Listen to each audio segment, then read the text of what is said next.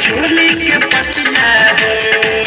बाते गजब बोलाई बायो जब के चीज हाथ भीतरी घुसा के सजाए के गीज ढूंढिए कत देखती जी खाल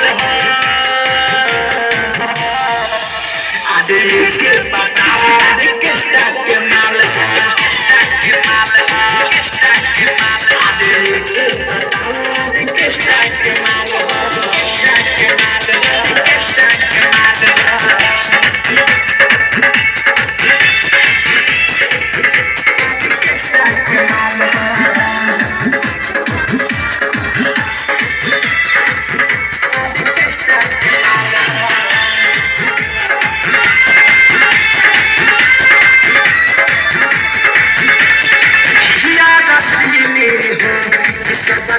जगती न मिली हो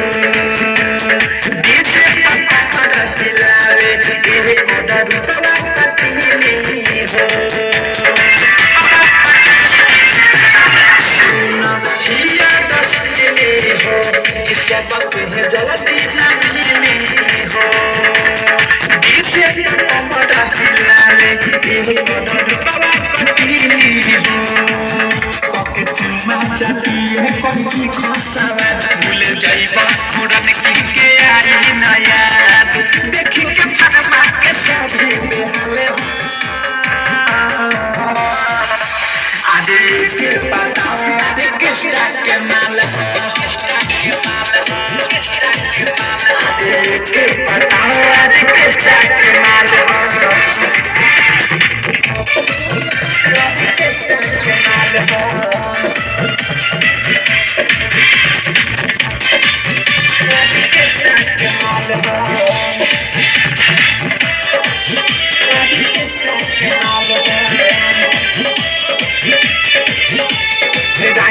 विशाल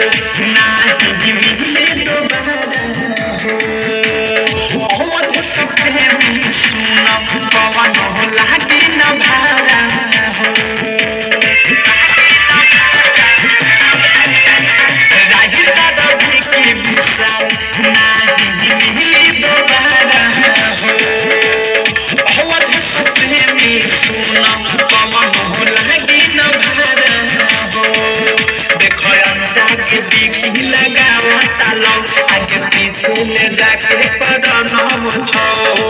ओइ छोटा देश के लागे तेरे पाल हो आदे के बताओ आदे के स्टाक के माल है स्टाक के माल है स्टाक के माल आदे के बताओ आदे के स्टाक के माल है आई बंगाल से बटनी के चाल है कमर हिला के भारत बाबा देखो देखो एक गोरे गोरे गाल है।